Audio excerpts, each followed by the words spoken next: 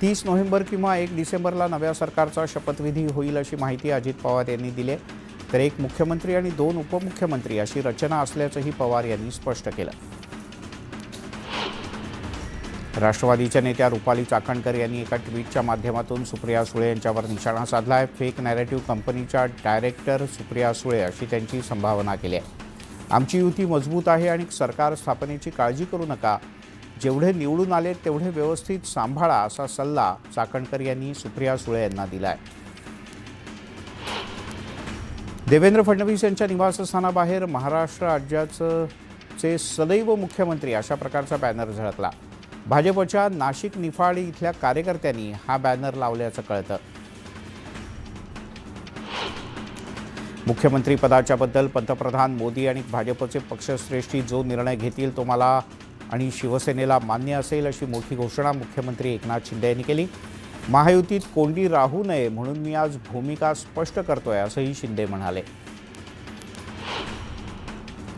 काल मोदी आणि अमित शहांना फोन केला होता। त्यांना सांगितलं की मी महायुतीत कोणत्याही प्रकारचा अडसर ठरणार नाही, मी काहीही ताणून ठेवलेलं नाही असं मोठं वक्तव्य मुख्यमंत्री एकनाथ शिंदे यांनी केलं। तसंच आम्ही नाराज होऊन रडणारे नाही तर लढणारे लोक आहोत असंही शिंदे म्हणाले। आम्ही सगळे महायुतीचे आहोत। 2.5 वर्ष मलाही भाजप आणि राष्ट्रवादीनं पाठिंबा दिला, त्यामुळे महायुतीच्या मुख्यमंत्रीपदाच्या उमेदवाराला माझा पाठिंबाच असेल असंही एकनाथ शिंदे यांनी स्पष्ट केलं।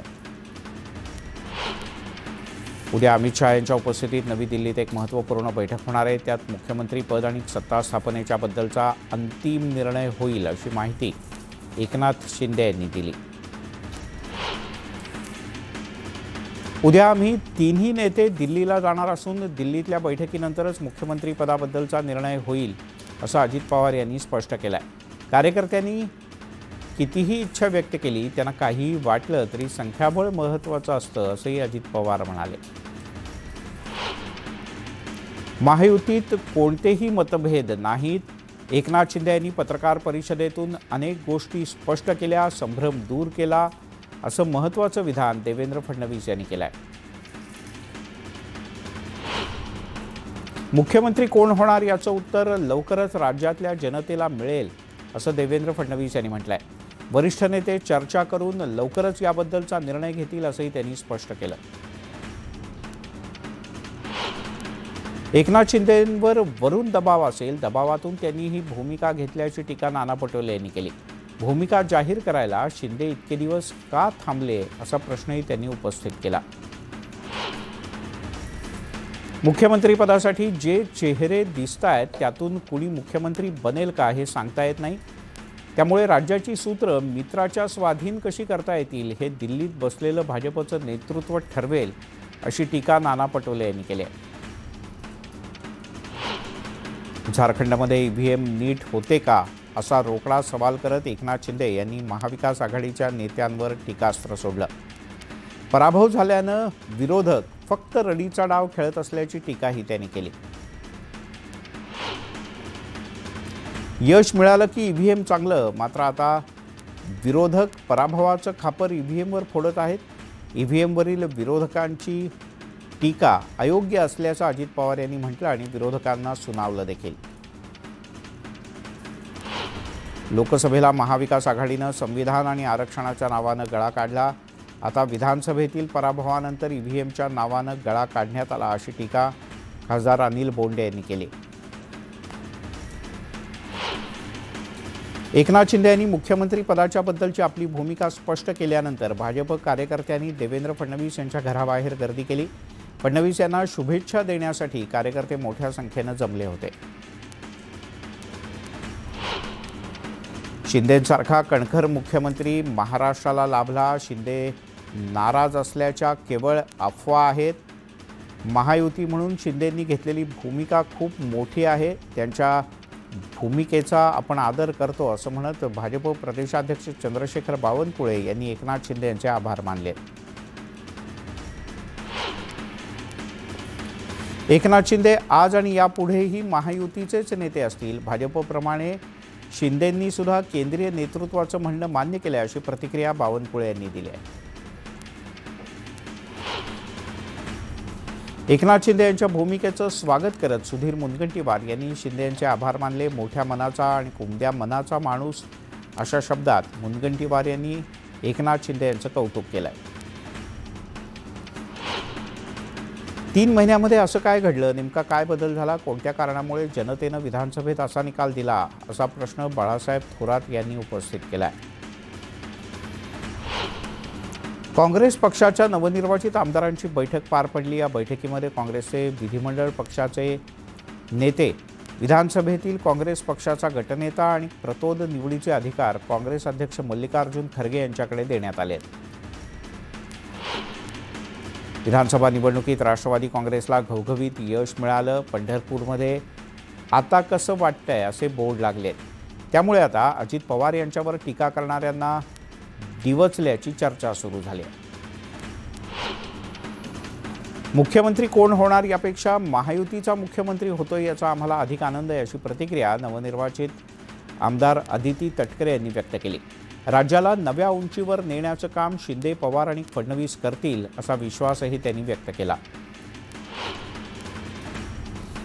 पुण्यात महाविकास आघाडीच्या पराभूत उमेदवारांची बैठक पार पडली. या जनतेचा कौल स्वीकारण्याची आमची संस्कृती आहे, मात्र हा पराभव ईव्हीएमच्या माध्यमातून केला गेला आहे, त्यामुळे हा पराभव आम्हाला मान्य नाही, असं प्रशांत जगताप म्हणाले. पाचोरा भडगाव मतदारसंघातील नवनिर्वाचित आमदार किशोर पाटील यांनी लाडक्या बहिणींचे आभार मानलेत. महिलांनी मोठ्या मताधिक्यानं विजय मिळवून दिला असा विश्वास त्यांनी व्यक्त केला आहे. तुमच्या विश्वासाला तडा जाऊ देणार नाही, असंही किशोर पाटील म्हणाले.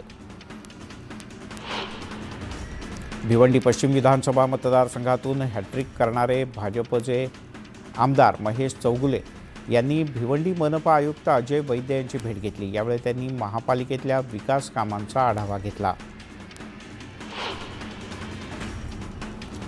ईव्हीएम मशीनच्या विरोधात सांगलीच्या विटा शहरात शरद पवार पक्ष आणि वंचितच्या नेतृत्वात एक सर्वपक्षीय आंदोलन करण्यात आलं. यावेळेला तहसील कार्यालयावर धडक मोर्चा काढत कार्यकर्त्यांनी प्रतिकात्मक ईव्हीएमचं दहन केलं. श्रीवर्धनमधील अपक्ष उमेदवार राजेंद्र ठाकूर यांनी पराभवाचं खापर ईव्हीएमवर फोडलंय. इतकी कमी मतं मला मिळणं शक्यच नाही. या विरोधात ईव्हीएम बाधित उमेदवार आणि पक्षांना एकत्र करून आंदोलन करण्याचा इशारा त्यांनी दिला आहे.